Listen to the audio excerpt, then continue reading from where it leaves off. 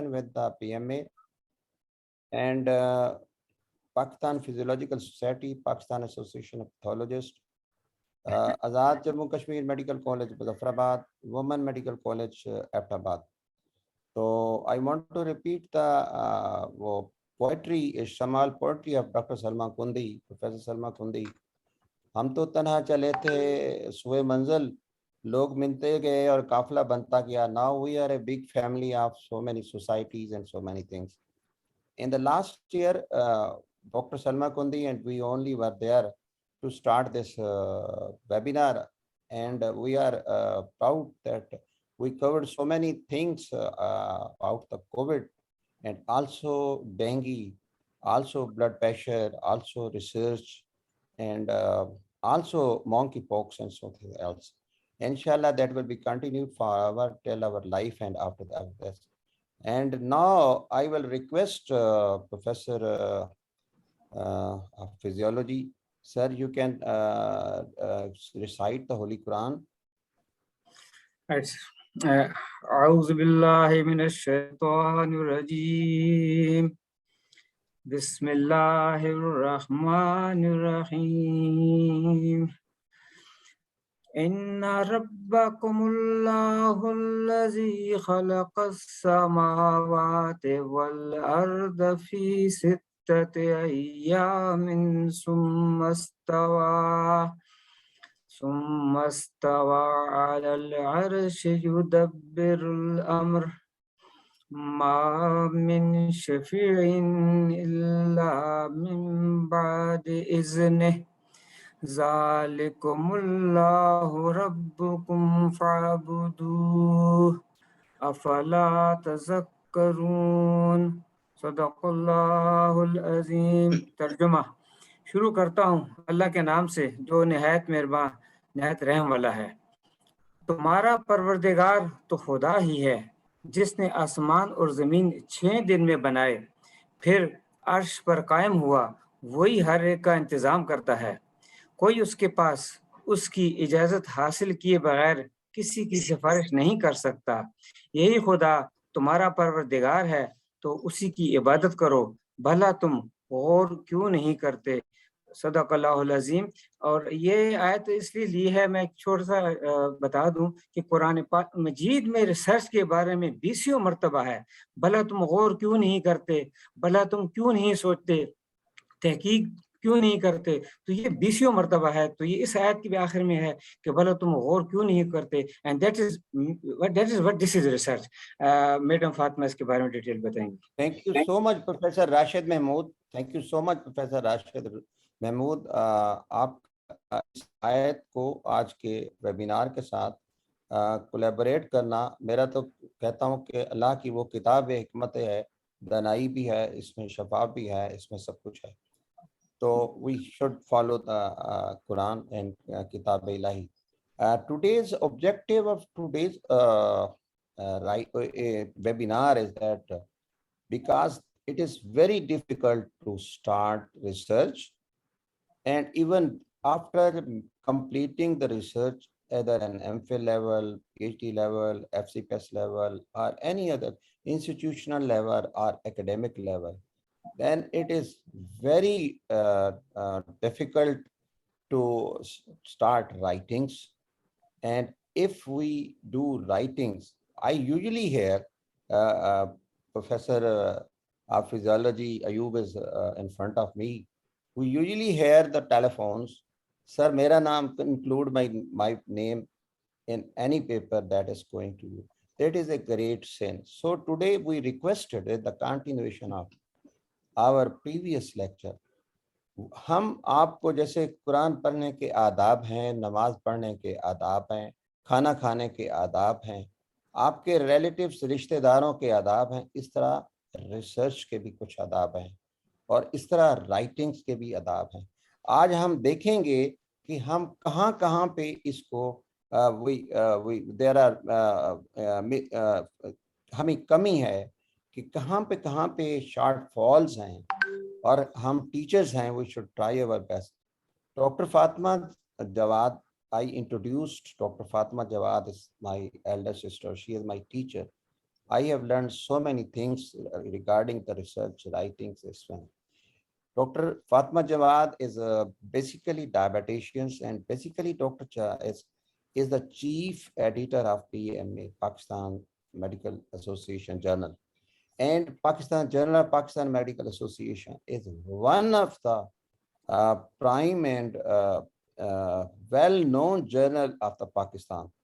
Dr. Fatma Jawad, it is over to you. Thank you so much. बहुत शुक्रिया doctor मुलाजिम, and I'm grateful to Professor Salma Kundi for inviting me for this talk. I begin with the name of God, Bismillahir Rahmanir Rahim. And as Dr. Mulazim has just introduced the subject, we are going to talk about scientific misconduct. Now, scientific misconduct is the umbrella, and there are many, many aspects of scientific misconduct which we will discuss today. It's rather a sensitive subject, but because there are many people who don't know about it and they make mistakes out of ignorance, or there are others who purposely wrong because they want to achieve something. So let's talk about that. And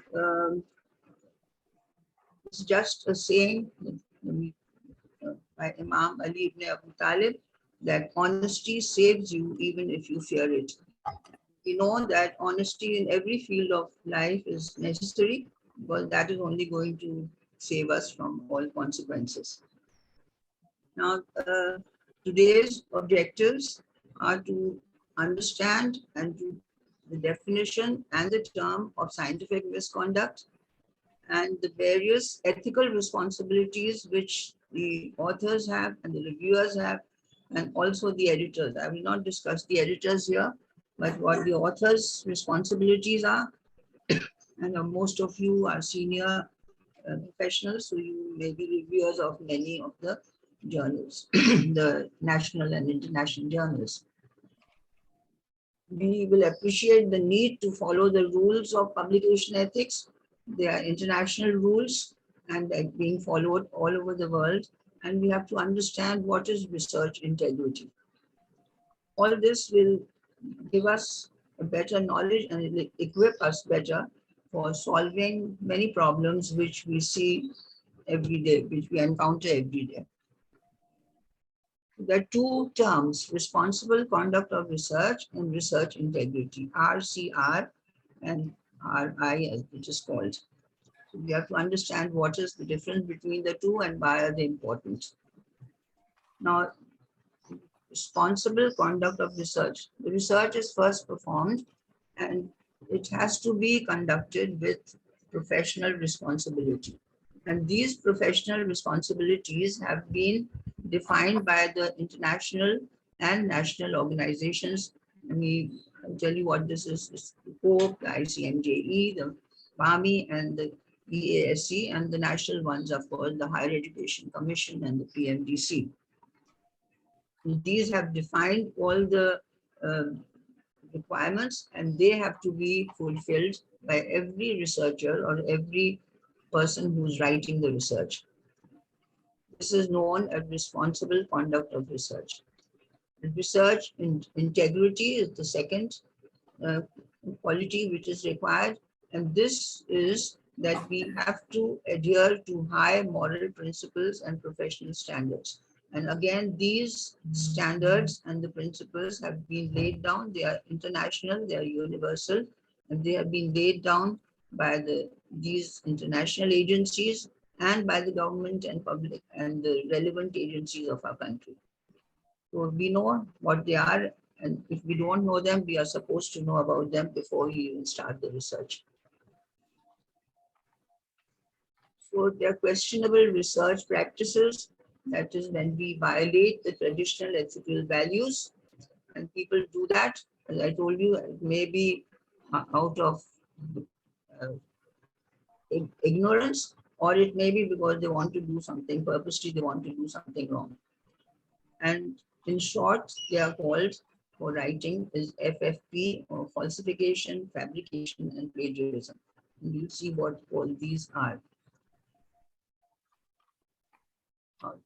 As we had Previously, in my last talk, it was about doing research, writing research. We know that when we do research, then it is an obligation to write it. You can't just do research and let it go waste. It has to be written. And we know that because there's so many people involved in the research and so much funds involved in the research. So it is obligatory and it has to be written. Now, what is ethical writing? It's a term, so we should understand what is ethical writing.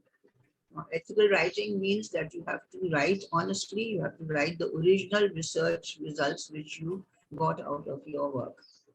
There should be no plagiarism, no copying, cutting, and pasting. All these terms will be defined now. No falsification or fabrication, no duplicate submission, that means you don't submit the same article to two journals simultaneously. The authorship should be appropriate. There should be no conflict of interest. And wherever it is necessary, you have to acknowledge the person who has helped you. And why should ethics be observed? Because if you do not observe ethics, this is known as misconduct. And misconduct means that there's deception, there's dishonesty, there's negligence, and all these characters are not acceptable. A person who is involved in misconduct can have serious implications. The article which is already published can be retracted. The authors can be debarred.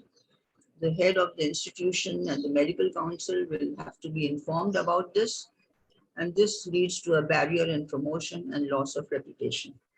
This has happened earlier also. And I think we have to be now very careful in teaching our juniors and our even the teachers in the medical institutions to teach ethical research and ethical writing to our students. Now, academic integrity has to be preserved, and this is all in the medical schools or the medical universities. This has to be taught right from the first year of when the children come in to study medicine. And because this is founded on the principles of knowledge, truth, respect, scholarship, and acting with honesty. The main umbrella is honesty. And these should be the foundations of every academic institution. And these should be taught right from the top to the bottom, all the members. These are some of the regulatory bodies, the international regulatory bodies, which have made many rules and regulations, and they are being followed all over the world. This is the Committee on Publication Ethics. It was founded in 1997. It is based in the United Kingdom. The International Committee for Medical Journal Editors, this was formed in 1978, and it's called the Vancouver Group because the first meeting took place in Vancouver. The World Association of Medical Editors was founded in 1995, and this is based in America. And the European Association of Science Editors was formed in 1982. Luckily, we are members of all of these institutions. It's not easy to become members, but quite a few of the big journals of our country are members. The Committee on Publication was established in 1997 by a very small group of members, but now it has 13,500 members from 97 countries all over the world. And they publish international standards and which are available for the editors and the authors on their website. They are in the form of flow charts. So if we open the website, which is free, and we have any problem, we can sort of look into it and find the solution to our problems. They have other guidelines also, how to retract an article. That is, of course, meant for the editors of journals. Now, what are the principles of conducting good research? I think every researcher should know that, and every mentor and teacher or supervisor should also know it very well. Honesty is number one. There should be honesty in respect of one's own research and others' research. Because when you're doing your own research, you also take help from what has already been done. So you have to honestly understand what the other person has done, and then you see what are your results. You conduct the research honestly, and you get the results also honestly. Sometimes the results may not be according to your liking, but that does not mean that you tamper with them and change them. You have to be honest. Integrity. You have to fulfill the legal and ethical requirements. Now, there are many legal and ethical requirements which we'll see a little while later, and these have to be fulfilled. For example, you cannot do research on a person without taking consent from that person. And it's very easy in our country because there's lack of education. So you can just involve the patient to do anything and the patient knows nothing about it.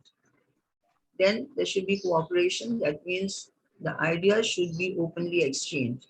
You don't have to hide anything. People, if they do not have good intentions, they can steal your ideas, but that is not correct. So you have to exchange ideas, because the more you discuss with your peers and your colleagues, you will get better ideas. Accountability, whatever you are doing, you will be funded for it.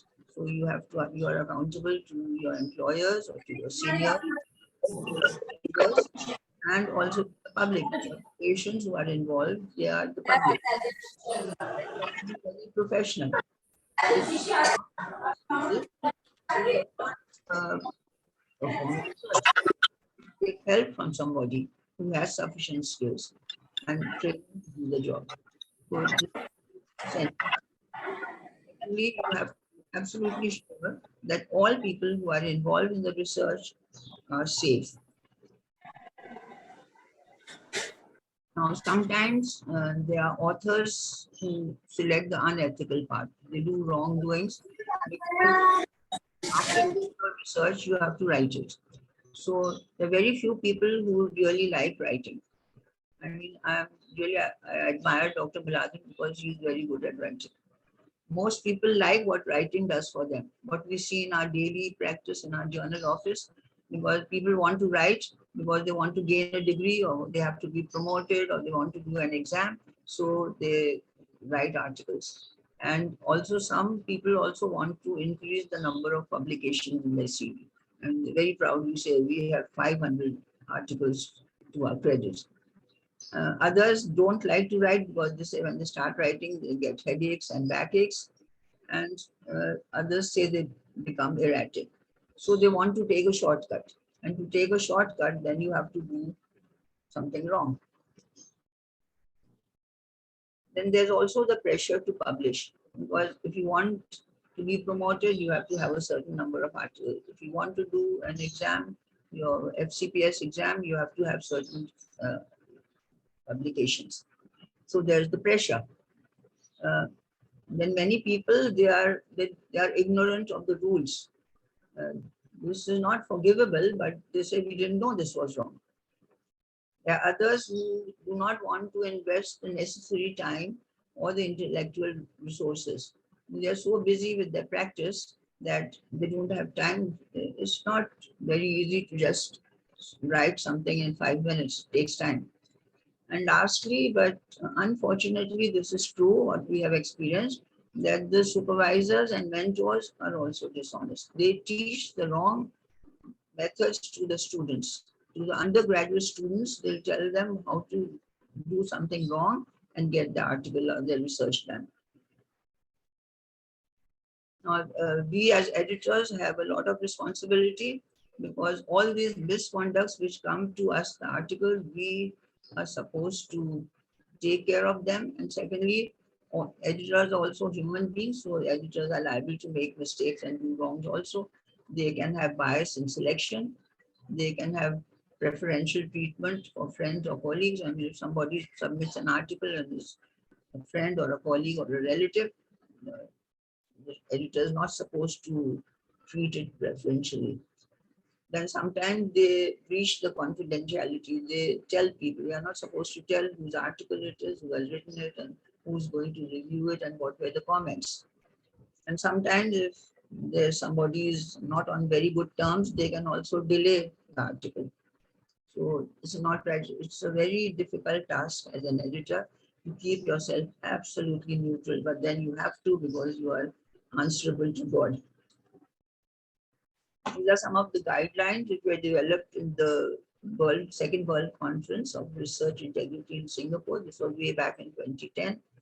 And this is more for the editors, that they are accountable for all the articles which are published in their journals. They have to guard the integrity of the published record, and sometimes we have to issue corrections, or we have to retract the article if necessary. And then we have to also look at the misconduct if is done by a reviewer, and we have to have policies. We go on upgrading our policies, and all these are there on the website of the journal. This is necessary. It's really hard work. And Pope says that journals must take seriously allegation, misconduct, pre-publication and post-publication. So sometimes the article is published, and then after publication, we find out that there was something wrong, something unethical in it, and then we have to handle that also. And in such a situation, it can be retraction of the article or putting up a note of concern. And what are the effects of these misconducts on the research community, on the authors of, or the people who are doing research? So there's a lot of harm. And also, if the journals are doing something wrong, then people will lose trust in the journal. And for these people who are doing something wrong, their careers will be damaged. Also, sometimes there's one person who's doing something wrong, and the co-authors or the collaborators and colleagues, they suffer because of that one person. Then the reputation of the institution is damaged. This is corruption. The evidence base, I mean, whatever your publishing, that is wrong. So that is corruption of the evidence base. And eventually it is just a waste of time, effort, and funds. Whatever has been already done, you can't bring it back. What are the common problems encountered? We see them one by one. And this is a list of them. Then we'll see them one by one, what it is. The publication misconduct, as I told you, that means that you're deviating from the accepted rules or the accepted practices. And FFP is fabrication. Fabrication means desktop publishing. When you do no research, you just sit down with your computer or with the paper and pen, and you write everything down without doing any research. This is called fabrication. Falsification means that you already done the research, you've got the results, and you're not very happy with the results, so you change them. Plagiarism is stealing, and all this is used in proposing, performing, or reporting the research. Then there can be duplicate or multiple publication, the same article published twice in two journals. Authorship problems, people who are not really, they have not really done the work, but they become authors. And the ethical review board, there's a missing approval. We'll go into the details as well. So everything together is called fraud. Maybe a part of it, or it may be everything of it. Now, what is plagiarism? Plagiarism, the word plagiarism is from the Latin word plagiarius, which means kidnapper. So it's actually, the word means to kidnap. And the dictionary, Collins Dictionary calls it the action of using or copying somebody else's work and pretending that it is your own or you had created it. And Longman says you take words, ideas from someone else and you use them in your own work without admitting that you have taken it from elsewhere. So that means in a way you're stealing somebody else's work and putting it in your work and calling it your own. The various types of plagiarisms: word for word, mosaic, paraphrase, ideas, self-salami, slicing, and cyber. Word for word means that you copy a whole paragraph from somewhere and you copy it, paste it into your article, and you do not indicate that you have used it from someone else. So the reader will think it's your own work. Or you take a graph from another article and you insert it into your article. Usually when we are writing the introduction or discussion in an article, then we have to write about the topic and we have to discuss that. So it's very easy if similar study has been done, you open that article and you copy 2 paragraphs from the introduction and another 2 paragraphs from the discussion. So more than half of your work is done. But this is stealing, this is plagiarism. Mosaic or patch plagiarism means that you take little bit, few phrases, few words, you take this from another article and you use it in your own research, in your own writing, and you do not give credit from where you have taken it. And sometimes it becomes very confusing because you've taken bits and pieces from another article, you have some part of your own work, and it becomes totally confusing. This can be difficult. Then paraphrase. Paraphrase means that you some you read something in literature and then you sort of convert it into your own words, the information, and you write that just to introduce the subject. But that does not mean that because you have paraphrased it, it does not mean that it belongs to you. You've taken it from somewhere. And if you do not reference it, it amounts to plagiarism. So it is taking something from others, putting it in your own to make it more clear and not referencing it. Summarizing means that there's a lot of information, 2 pages written on some subject, and you have condensed it, you changed it into simple words, and then you do not reference it.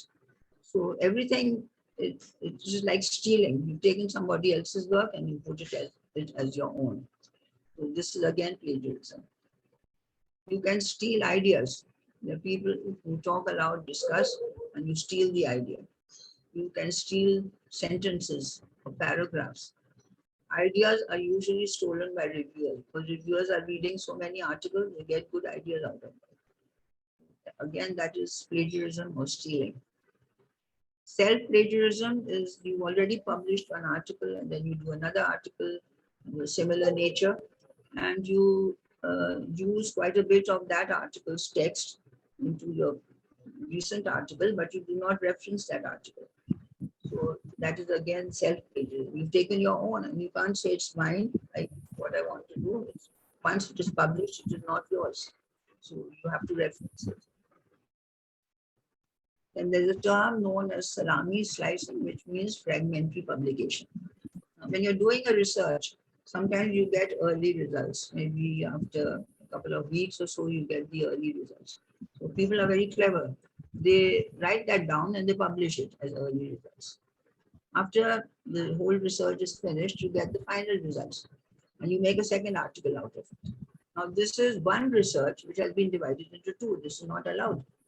So it is, this is known as salami slicing.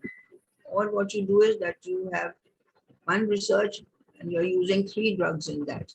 And then you, out of those 3 drugs, you make 3 articles. This is again not allowed because this is the same research. So it will become a burden for the editors, for the peer reviewers and the readers. It is totally confusing also and it is also not ethical. Cyber plagiarism, these are the days of the computer and the internet. So it's very easy. You open your computer, you go into any website, you get the work, you can just copy it, paste it, and put it in your own. This is easy nowadays. Now, data fabrication. As I told you, this is not a desktop publication. You don't do any research. You just make up the data or the results and you report them. There are many cases like this which have happened. Maybe not, I don't know of our world, but there are some done in the UK and they've been caught with very bad consequences. And this will also, these are all misleading because actual research was not done. So they're all misleading and they're wrong. This is less prevalent because to do this sort of work with data fabrication, you have to be really very clever and you have to be very good at writing and you have to be very good at research also. So usually we don't see this. And a very important case was of this Dr. Haruko Obokata of Japan, who plagiarized her. She was a very intelligent young lady and she plagiarized her work and she falsified it on stem cell research. And eventually it was bad because her mentor, who trusted her so much, and when all this came, it was published in Nature, and everything came to evidence, and the article had to be retracted. That the mentor, he committed suicide. He was so ashamed. Now, data falsification means that you do a research and then you get the result, and some of the results you don't like, they're not good. So you just delete them. That is, you're changing the results. And these changing the results means you're falsifying the data. Then there's image manipulation. This is a part of the data. You change a bit of the image to get your desired results.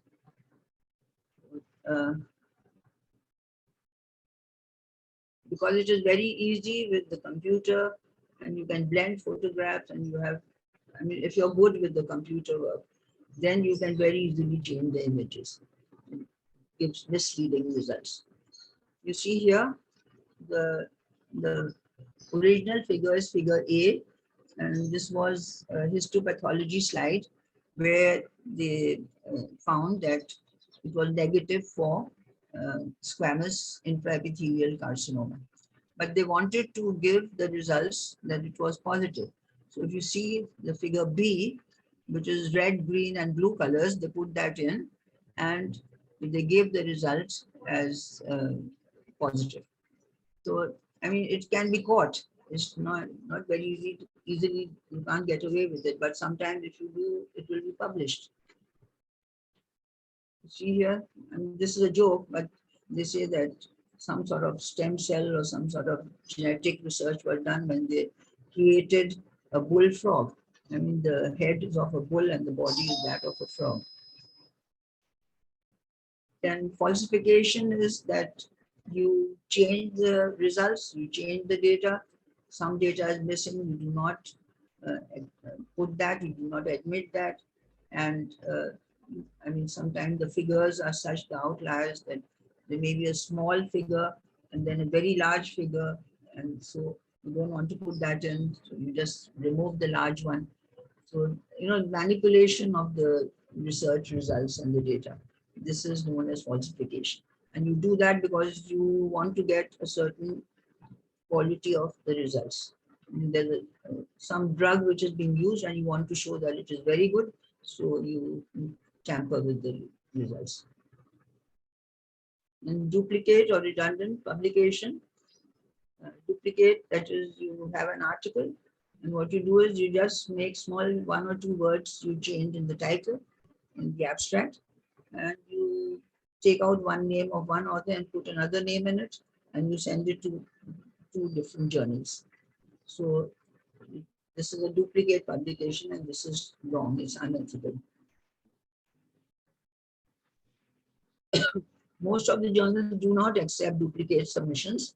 And secondly, all the journals ask the authors to sign an undertaking that they have not submitted the article to any other journals. And usually they sign it. They also submit it to 2 journals, and they also sign this undertaking that we have not sent it. But then eventually it is found out, maybe after a couple of months or years, or sometimes even after 10 years. But at that time, again, the same action will be taken. That means the same article is published in 2 journals, and that is wrong. Redundant publication is that there are 2 papers that practically overlap substantially. It's the same work, but little bit of change has been done. Maybe one more factor has been added, and they have made 2 articles out of it. And it's the same data, the same patients, the same institute where the research was conducted. And the authors made 2 out of it, and they submitted it. This is called redundant publication. And what do we do at our end is that we ask them to say that this has not been, they have to sign that. And also, if they have been to a conference and they presented their study there, then they have to write that down when they write the article that just were presented at this conference. They have to give the name of the conference, the month and year of the conference, the abstract book, page of the abstract book, and number of the abstract. And if they do a redundant publication, then editorial action has to be followed. And journal, all the journals, even our journal, it is clearly stated on our website that what we do if anything wrong is being done by the authors. Then there's the conflict of interest, which is again a very important aspect, because when you're judging an article, and if the judgment is influenced by, say, personal relationships, or you receive some honorarium, or relationship with the industry, there are many of these drug companies, they want research to be done, they ask you to do research, and then write academic competition. The person who's signing the IRB approval is also an author. So all this has to be acknowledged. It should not be hidden, because all this is going to affect the outcome of the research, and this can lead to some personal advantage, and it can compromise the research. So it has to be acknowledged, it has to be openly acknowledged. Then the authorship. Now, authorship rules are very strict, but what we are seeing here in our country, I think people still do not know. Either they're ignorant or they're so keen to get articles that they put up wrong authors. And we have seen one of our lady doctors, and she put the name of her son as a co-author, or the husband as a co-author, because they needed the publication. So to become an author, you should have substantive intellectual contribution to the research and the writing. And the authorship order, this has to be based on what each author has contributed, and this should be decided right when you're starting the research.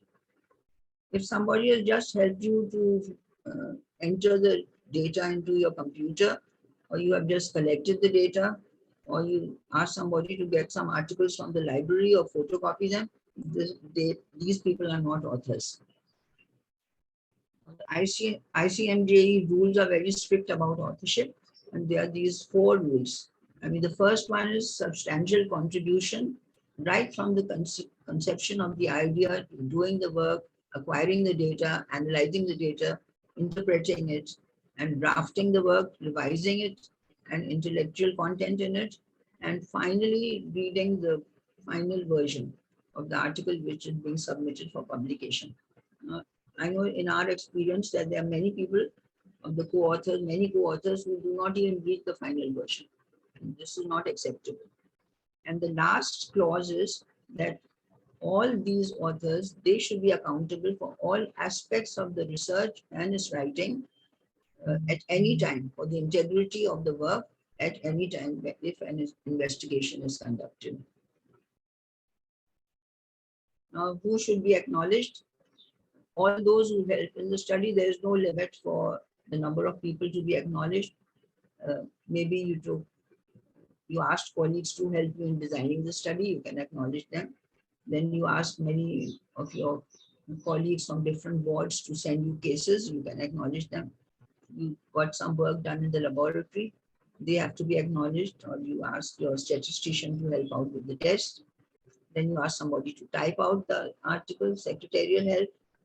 Sometimes after we've written the article, we send it to a friend who has good experience to just read and give us their suggestions. So all these people can be acknowledged. And if you have received funding from any source, then you have to declare that also.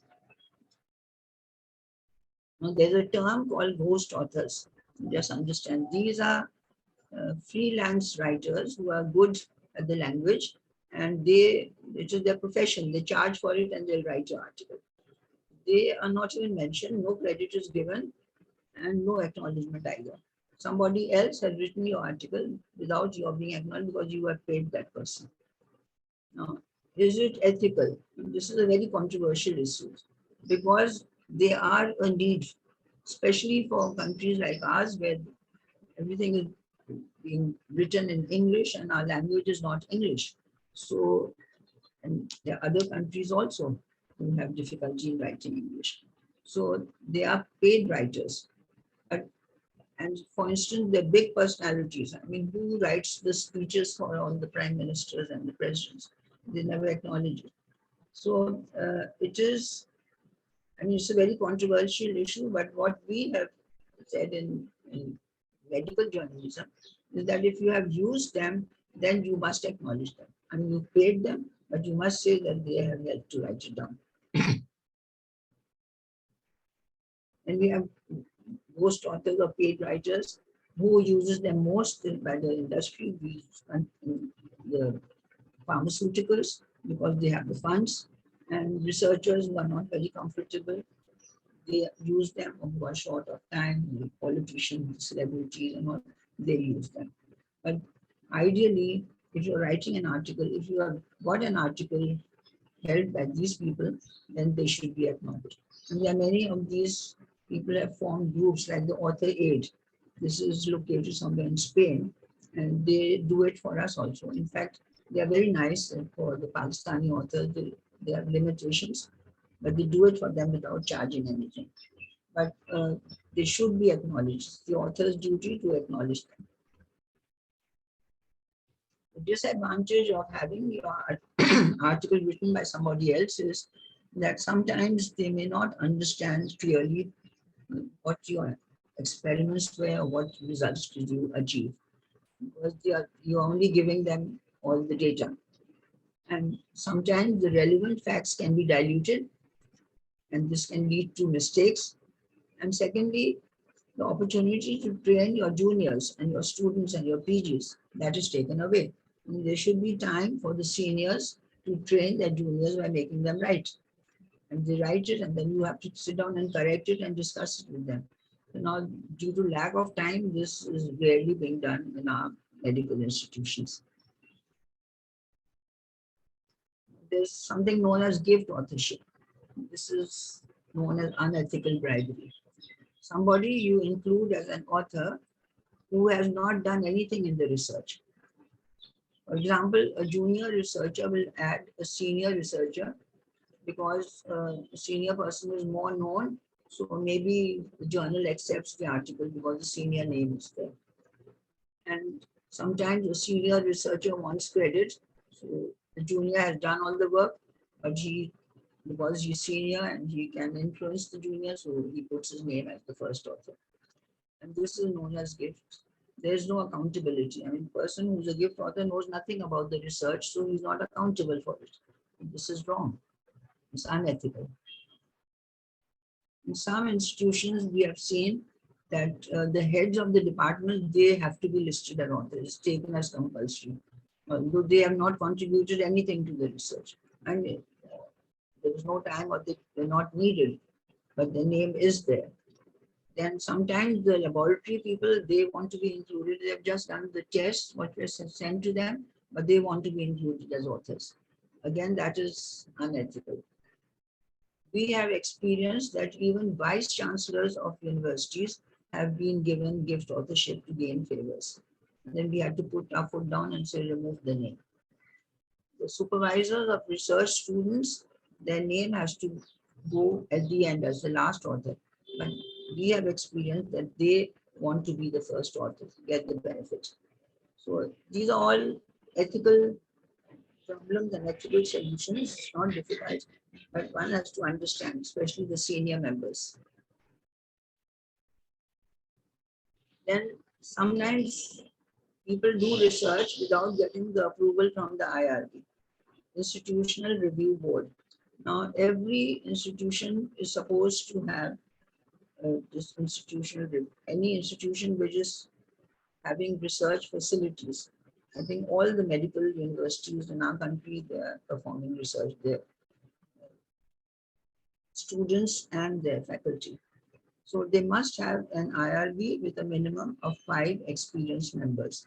You see, there should be one member from the legal community and one from the, there should be one from the religious community also. And every research protocol and informed consent document it should be submitted to this IRB members, and they have to go through it, and then if there's everything is all right, or they either give it back for revision, or if everything is all right, then they provide a certificate which is known as the IRB approval. And this is on the letterhead of the IRB with the signature of the director of the IRB and the stamp. And IRB is used in research on health subjects. And the reason behind it is that they have to see that appropriate steps are taken to protect the rights and welfare of humans participating in the research, and especially the vulnerable group. The IRBs review research protocols, and they ensure that the human subjects on whom the research is being performed, they will not be harmed. Especially the vulnerable group, as I said, these are the people who belong to the vulnerable groups. These people do not have the freedom to decide. Sometimes they are unable to decide as people, as prisoners, women, children, the mentally incapacitated, refugees, poor, elderly, and addicts. So then if they cannot decide for themselves, we have to take help from their relatives, guardians, or caretakers.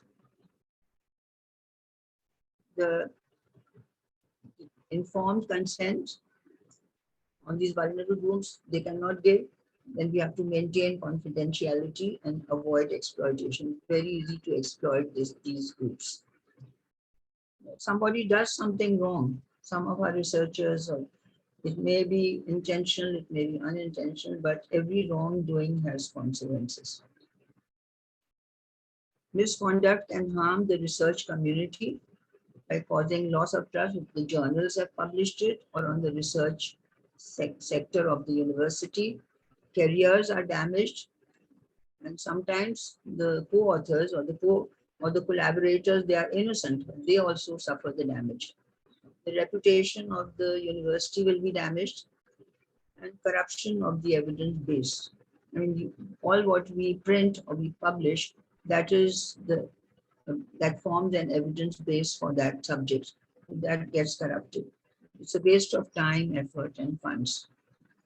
I'm going to give you a recent example, which is not very pleasant, but because it has been openly put up on their website, so I'm sure maybe some of you even know about it. The Curious Journal of Medical Sciences. This is an American journal, which is open access. Open access means you can go into the website without paying, which is peer reviewed, which is indexed with PubMed Central. They detected scientific misconduct. They placed it on their website in April this year, and they called it the Wall of Shame. They put this up on the Wall of Shame that today we are unveiling the new Curious Wall of Shame to highlight unethical behavior and dissuade future misconduct. And what was included was plagiarism, data and image theft or falsification, peer review fraud, and payment fraud. This is the Wall of Shame they have put up on their website. And you can see the date is 12th April 2022. And what it is a wall of shame for us, I should say, for Pakistan, because the total number of articles retracted were 31, of which 23 belong to Pakistan. 8 were from Nepal, India, Cape Town, and USA. And the reasons why these 15 articles were retracted for 15 articles was data theft, fraudulent IRB approval, charged co-authors for authorship despite few or no contributions. 15 articles were retracted for this reason. These are the Pakistani authors' details.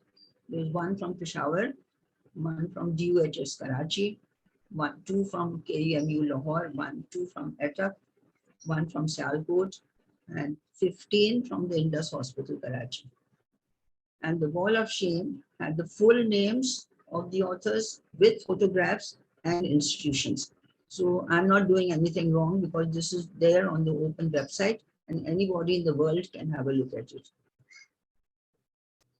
And all these articles, these 23 articles have been retracted. So to conclude, I would say that the quality and integrity of the scientific literature is based on high quality research and high quality reporting or writing. And new research, interpretation, and the umbrella is honesty. If honesty is not there, it becomes difficult then. And the RCR and RI, the research integrity, it boils down to starts with honesty. You conceive the idea, you conduct the research, you write the research, you get it published, and it ends with honesty. So to conclude, I will say that whatever we have experienced today, just take them as little pearls of wisdom. Let's keep them in our souls. Let's try to change ourselves and the people surrounding us. Even if the small change is very small, it is a change for the better. This is a saying by this lady, Zhao Fai Lin. She says, don't aspire for a life without struggle. Aspire for a life of self-growth and impact on the world around you. The struggle will be part of the package and the final result will be success. This is a lady, she's a senior editor in the journal Gen Biotechnology. She did her PhD in biochemistry and then she left her subject. And for science communication, that is, she got into this journal. And now she's working for it and she's interacting with scientists and the broader public. So I thank you all very much. It was a real pleasure being here. And special thanks to Professor Salma Kundi and Dr. Milazim. Thank you very much. Thank you so much.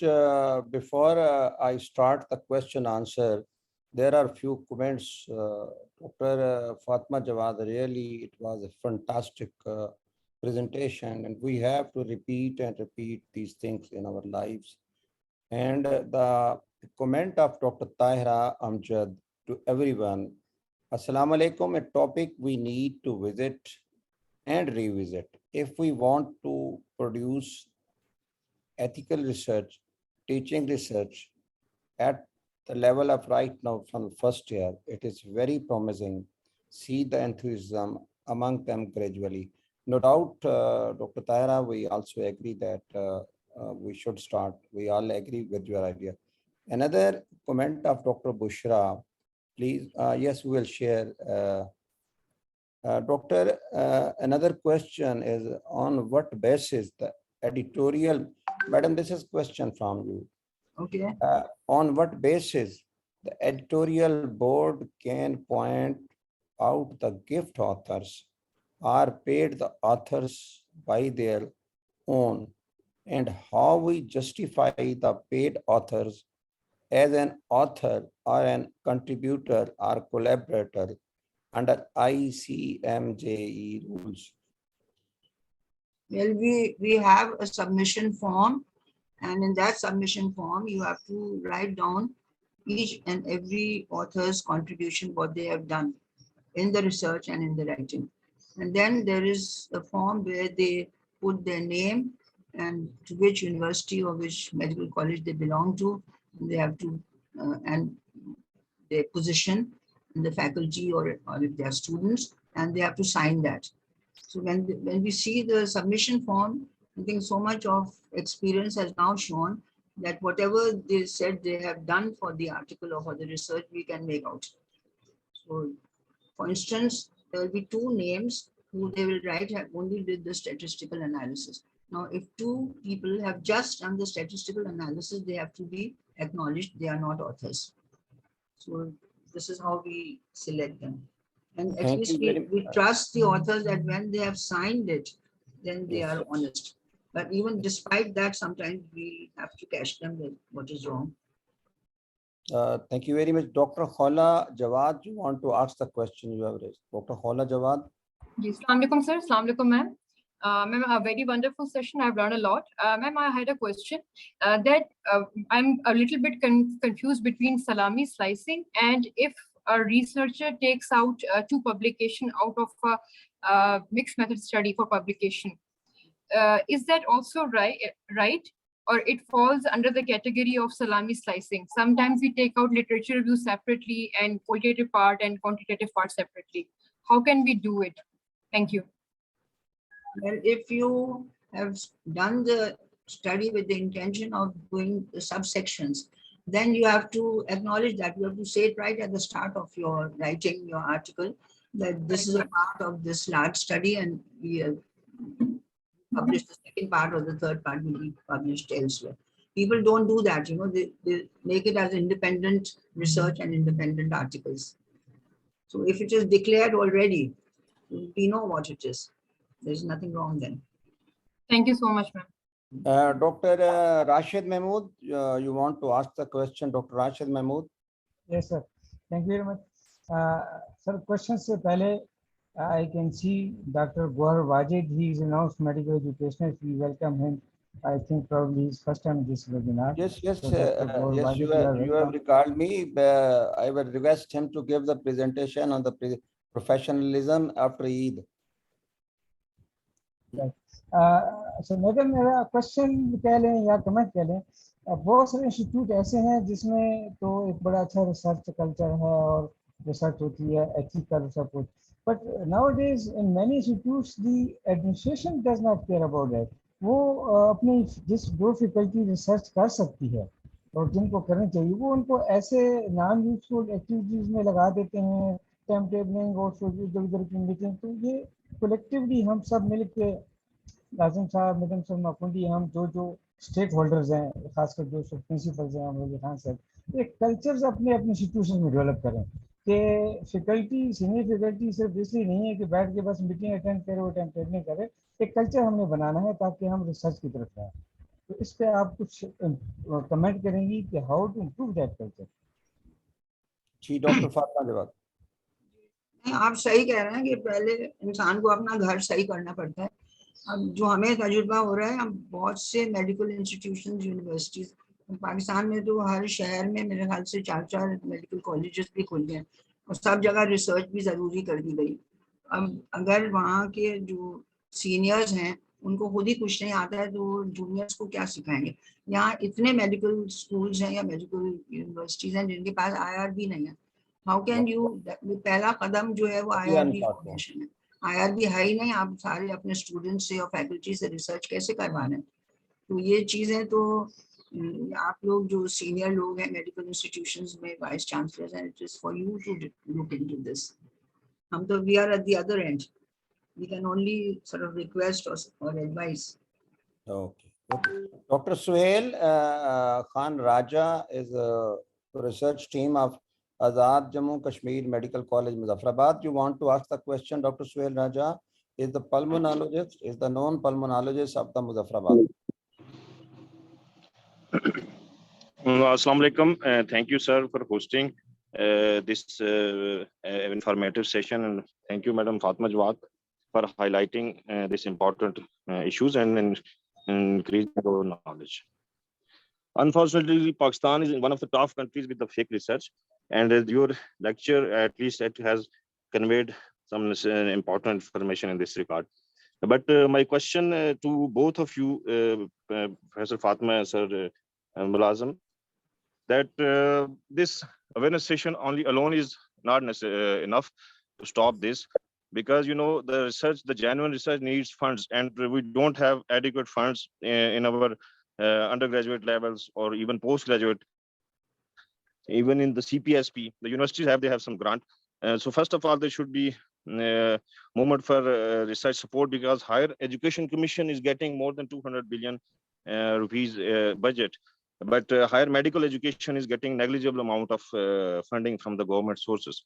We need to do lobbying for this. And thank you. The other important thing which should be taken into account by the institutions, that there should be medical biostatistician. And I would like to thank you, Professor Mulazam, for providing us the one biostatistician who is wholly dedicated for the research of his faculty and students, so that there are channels for proper ethical research rather than these roles. Everyone knows that there is now mandatory research papers for induction in even postgraduate courses. So the fake research is increasing, and this needs to be taken seriously. So that's my basically it's a vote of thanks to both of you and all the other panelists who have hosted this meeting. Thank you. Dr. Fatma, can you give the comments on this such I think grant?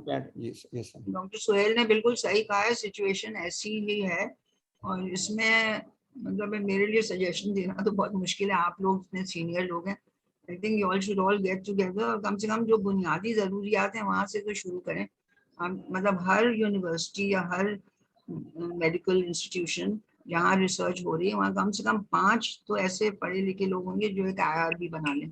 That should be made mandatory and nobody should be allowed to do any research until the protocol has gone through the IRB. Secondly, research के लिए तो I can't suggest anything because I don't know anything about it. Higher Education Commission क्या करता है या PMDC क्या करता है, पाकिस्तान रिसर्च काउंसिल क्या करती है, आप लोग मुझसे ज्यादा इसमें माहिर हैं, जानते हैं। Dr. Gauhar Jawad, Professor Gauhar Jawad, sir, can you give the comments to Professor Gauhar Jawad? Assalamu alaikum, everyone. Thank you, sir. Hear me? Jazakallah. Thank you so much. It is always heartening to listen to Professor Fatma, because she reminds me of Dr. Zubairi, who was my chairperson when I started my job at Pakistan Medical Research Council long ago. So after some time, initially General Iftikhar was a chairman, and then Professor Zubairi became the chairman. And she always reminds me of Professor Zubairi, whom I had always been great admirer, कि एक खातून उस वक्त इतना माशाल्लाह काम कर रही थी रिसर्च में, which was phenomenal, क्योंकि उस वक्त probably JPMA was the only journal that was PubMed indexed. And और वो मैं सबको एग्जांपल्स देता था कि देखो एक खातून की कितनी ताकत है कि वो पूरे पाकिस्तान का सबसे ज्यादा एक्रेडिटेड और रिकॉग्नाइज्ड जर्नल जो है वो रन कर रही है। और शी ऑलवेज यूज्ड टू मेरे से हमेशा कंप्लेन कर, तुम लिखते नहीं हो। तो मैंने 2-3 आर्टिकल्स उस वक्त शॉर्ट कम्युनिकेशंस लिख के तो JPMA में दी भी, जो पब्लिश भी हुई उस वक्त। Thank you so much, Professor Fatma, for such a wonderful presentation once again. We need to naturally go a long way, and I think मैं सिर्फ एक एग्जांपल आपको कोट करूंगा कि एक मेरी स्टूडेंट अभी थी, उसने कोई रिसर्च थी कोई करनी थी related to her masters for health professions education, and मैंने उसके लिए एक जो क्वालिटेटिव रिसर्च थी, पर्पसिव सैंपल था, तो मैंने उसको 4 यूनिवर्सिटीज आइडेंटिफाई करके दी। मैंने कहा भाई इनमें जाओ और people are known to me, आपको आराम से जो एक्सेस मिल जाएगी आप कर लोगी। She went to one of the universities, and the vice chancellor of the universities, who is considered to be all in all in the university, he categorically told her कि आप मेरी यूनिवर्सिटी में सिर्फ उस वक्त रिसर्च कर सकती हैं जब आप जो पर्सन आपको यहाँ पे डेटा कलेक्शन करवाएगा उसका नाम अपने आर्टिकल में डालेंगी। So that was a precondition कि आप यूनिवर्सिटी से डेटा सिर्फ उस वक्त कलेक्ट कर सकती हैं जिस वक्त जो बंदा वहां से डेटा कलेक्ट करवा रहा है उसका नाम ऑथरशिप में आना must. And he said that this is our university policy. So you can imagine the amount of ignorance. I believe the starting point is having good functional, यहाँ पे मैं लफ्ज functional use कर रहा हूँ, because it's easy to train and control IRBs. तो हम लोग कोई IRBs की ट्रेनिंग पे I would be most willing to collaborate with Professor Fatma and Shaukat Saab, and I have access to like Tehran University और भी काफी सारी यूनिवर्सिटीज में मेरी एक्सेस है। We can always build probably a course on the practical training of IRBs कि अगर ये what do I mean by functional IRB, एक ऐसी IRB जिसका काम सिर्फ एथिक्स अप्रूवल देना नहीं है बल्कि ये पूरे रिसर्च प्रोसेस को ओवरसी करके आर्टिकल की पब्लिकेशन तक इंश्योर करे कि यूनिवर्सिटी में कोई भी अनएथिकल काम नहीं हो रहा। This is one way where we can reduce the number of plagiarized and unethical publications. I would end it here. Thank you so much. Thank you so much, Professor Wajid. And I have a request already submitted to you on the professionalism. You're also talking the workshop in the online in the Karbala also. And hopefully after Eid, you will give a webinar on it. If any, do you have any questions? Anybody has the question? Similar questions were given on the question box, and their answers we have already given. Professor Salma Kundi and Professor Talib is from Iraq. He is also there. Professor Talib, very soon we are coming there. Professor Ayub and Professor President of Pakistan Physiological Society. Sir. I am here, Janab Mulazim sir. जी sir give the comment sir. देखिए जी, मैं ये सुन रहा था and we started with the wonderful words recited by Professor Rashid. तो मेरे जहन में सूरह कलम आई, जो कुरान शरीफ की सूरत है, जिसमें उसका नाम ही सूरह कलम रखा गया है, और उसकी पहली आयत है नून वल कलम वमा यस्तुरून. नून which is an unknown word, उसके साथ ही कहा गया कलम की कसम है और जो उससे वो लिखते हैं. So it is so important for us whatever we write. जो मैडम ने बताया, it was wonderful presentation.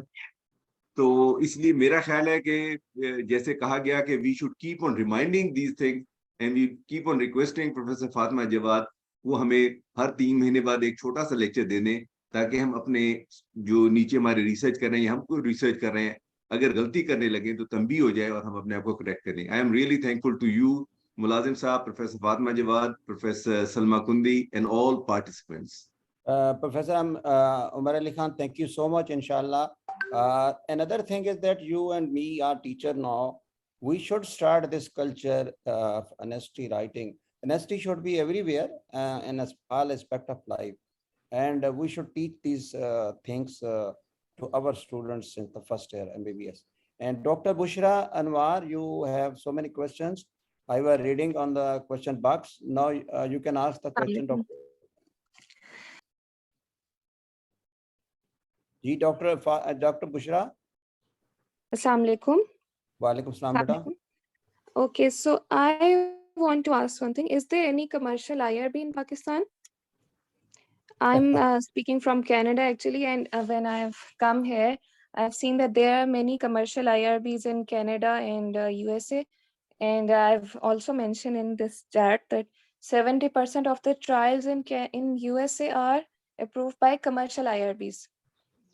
And they have found that commercial IRBs have been very helpful because of less times and there are issues in institutional IRBs. Actually, I've worked as research cell in charge in my career in Pakistan. So I know that there are many issues with institutional IRBs. So I think this trend should be introduced in Pakistan also. Because आपको पता है institute की जो IRB है उसमें कुछ element favouritism का होता है और वो थोड़ा नहीं होता, काफी होता है, जिसकी वजह से रिसर्चर्स डिस्करेज होते हैं और उनको IRB के मेंबर्स का नाम डालना पड़ता है एज ऑथर, तब उनकी आसानी से अप्रूवल उनको मिल जाती है. इसके अलावा वर्कलोड बहुत होता है IRB पे. वैसे ही हमारे आपको पता है स्टाफ शॉर्टेजेस की वजह से वर्कलोड हमारे कंट्री में वैसे ही हर चीज ज्यादा लगता है लोगों को. तो IRB एक एडिशनल बर्डन है. फिर इस कॉम्पिटेंट नहीं है इतने लोग, रिसर्च IRB की ट्रेनिंग नहीं होती, रिसर्च एथिक्स की बजाय उनका IRBs का फोकस और चीजों पर होता है, जैसे कि उनको आइडिया पसंद नहीं आ रहा है, एथिक्स की तो बात नहीं हो रही होती ज्यादातर. तो इतने सारे इश्यूज की वजह से इंस्टीट्यूट की IRB, मुझे जितना मेरा एक्सपीरियंस था, मैंने रिसर्च कल्चर जब डेवलप करने की कोशिश की तो मेरे रिसर्चर्स मुझे यही कहते रहते थे कि ये एक बैरियर है, जो IRB है ये एक बैरियर है रिसर्च कल्चर में, और हम जब कोई आइडिया लाते हैं वो हमें इतना डिस्करेज करते हैं कि उसके बाद फिर हम छोड़ ही देते हैं, और वो ठीक करना मेरे लिए बड़ा मुश्किल था. तो यहाँ पे जब मैंने देखा है कि कमर्शियल IRBs का बहुत ट्रेंड है, तो मैंने ये सोचा कि मैं पाकिस्तान को भी ये सजेस्ट करूंगी कि आप भी इस तरह की इनिशिएटिव्स कर सकते हैं जो कि बड़े हेल्पफुल हैं दूसरी कंट्रीज में? Dr. very good. Mulazim, can I answer part of this question which Dr. Bushra has asked? Commercial IRBs तो यहाँ नहीं होती हैं. It is mandatory for every medical institution to have an IRB. हम जो इसके members हैं वो trained नहीं होते हैं. हालांकि मैं इसकी link Dr. Mulazim को भेज दूँगी. He will share it with all of you because I don't have your emails. All the members are supposed to be trained, and there's a body who's doing that, CTI they call it, and this body is doing it online, and their workshops 2 या 3-4 workshops होते हैं, वो online करते हैं, free होती है और वो certificate दे देते हैं. तो CITI मैडम? Thank you. ये Yes, Dr. certain Bushra, body- we also- मैं इसका लिंक भेज दूंगी डॉक्टर मुलाजिम को. अच्छा, ठीक है, I will इसमें share it. एक्चुअली यहाँ हमारे यहाँ जो मसला है वो ये है कि people don't take IRB seriously, और ज्यादातर जो ये छोटे मेडिकल इंस्टीट्यूशन है इनमें IRB है ही नहीं. हमारे यहाँ जो बड़े दे आर वेरी गुड, जैसे यहाँ कराची में डाउ यूनिवर्सिटी की बहुत अच्छी IRB है, आगा खान यूनिवर्सिटी की बहुत अच्छी IRB है. लेकिन ये कि दूसरे छोटे इंस्टीट्यूशन हैं उनमें उनकी मीटिंग भी नहीं होती. अब ये जब कोविड का सब लॉकडाउन वगैरह हुआ था तो 6 महीने 8 महीने मीटिंग भी नहीं हुई थी. परेशान हो रहे थे जो रिसर्चर्स थे. तो we have to work on that first. I mean commercial आप कर देंगे तो पता नहीं कौन बैठेगा यहाँ पे, कितने पैसे ले लेंगे और क्या उसका सर्टिफिकेट देंगे. I really don't know. Madam इसमें मैं एक चीज रिक्वेस्ट करना चाहूंगी, अगर आप लोगों के कहीं इस पे कर सकें काम.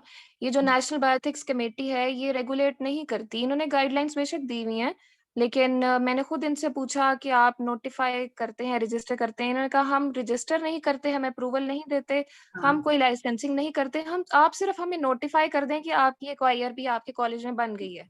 तो जब तक आप किसी को डंडे से नहीं फॉलो कराते, गाइडलाइंस पाकिस्तान में नहीं करते लोग, और जो ट्रेन हमारे कॉलेज में कुछ लोगों की ट्रेनिंग हुई IRB पे लेकिन उनको चार्ज नहीं दिया गया.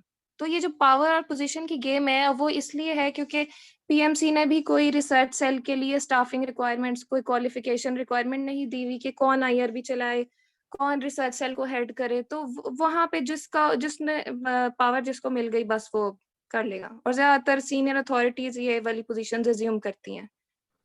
तो ये चीजें फिर सही बंदे के हाथ में नहीं आती, कॉम्पिटेंट लोगों के हाथ में नहीं आती, तो वो सही चलाते भी नहीं है. मुलाजिम सर, मैं थोड़ा सा रिस्पॉन्ड कर सकता हूँ? बायोएथिक्स का ये काम भी नहीं है. जी साजिद साहब, जी जी साजिद भाई, जी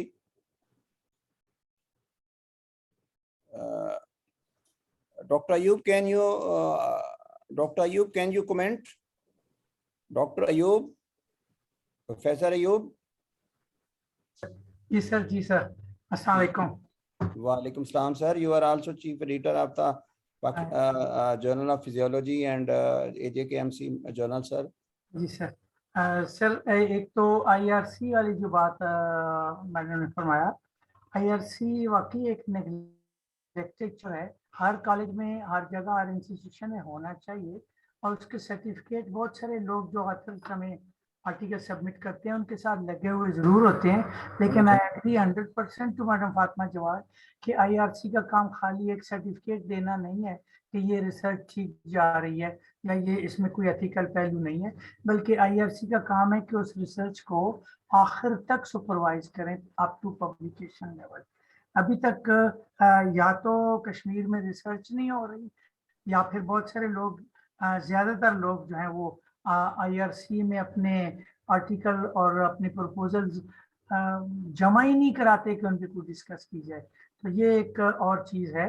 और जैसा कि सर आपका हुक्म भी है कि ईद के बाद या वेकेशन के बाद इंशाल्लाह हम लोग यही वर्कशॉप्स जो मैडम फातिमा ने अभी जो वेबिनार पे किए, ये हम इंशाल्लाह Azad Kashmir Jammu AJK medical college में अपनी फैकल्टी और अपने लोकल रिसर्चेस के लिए वहाँ पर भी इंशाल्लाह कंडक्ट कराएंगे.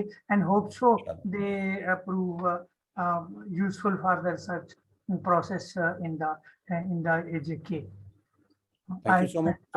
I thank you sir all कि ये मौका मिला हमें कि आज अपने ख्यालात जमा करके और एक दूसरे के ख्यालात से मुस्तफीज हुए.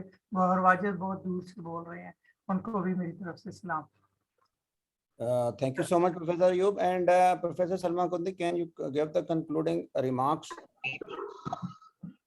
It was such a pleasure listening to Dr. Fatma Jawad. Thank you, Dr. Saiba. Thank you for your time.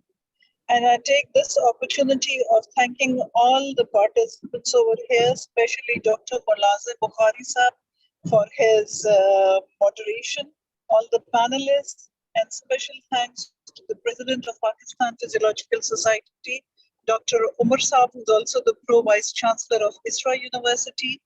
It's such a pleasure attending these webinars. And I'm so sorry, I'm on the way. Maybe you don't listen to me properly because of the motorway. But hope to meet you in the next webinar, which we will have after 14 days, because the next weekend is Eid. Let's enjoy Eid. A happy Eid to all of you. And take care of yourselves. Thank you so much. Thank you so much, Professor Salma Kundi. Inshallah, after Eid, we will have a connected webinar on the research, and I will request to Professor Gauhar Wajid on the professionalism. And as the Professor Umar has advised us, inshallah, we will request Professor Fatma कि कभी ना कभी हमें इस तरह के ऊपर बता दे कर। लेकिन ये देखें कि मैंने अपनी लाइफ में देखा है कि कोई भी आर्टिकल ऐसा नहीं है जिसमें कोई ना कोई थोड़ी सी चोरी ना की जाए। That is why I do not think कि कोई भी आर्टिकल आप दिखा दें कि जिसके अंदर चोरी ना की जाए। हमें बल्कि सिखाया जाता है था कि चोरी को छुपाने के लिए क्या करें, क्या आप फिक्रे को यूं any honesty is the best policy. We teacher at this age with the help of these webinars, इंशाल्लाह वो जो रोशनी जो है ना वो हम इस तरह फैलाएंगे। वो ऐसा नहीं होगा कि मेरे घर को बांट लिया है मौसम ने दो हिस्सों में, आधे घर पे धूप खिली है आधे पे है बादल। ऐसा नहीं है। हम वो जो फ्रॉग दिखाया था कि वो सर जो है गाय का होगा और पीछे, ऐसा इंशाल्लाह विल ट्राई आवर बेस्ट के what we can inspire our students. The honesty is the best policy इंशाल्लाह। Thank you so much and अल्लाह हाफिज एंड फी अमानिल्लाह। डॉक्टर अयूब, आज आप पहचान नहीं सकेंगे मैं कहाँ बैठा हूँ।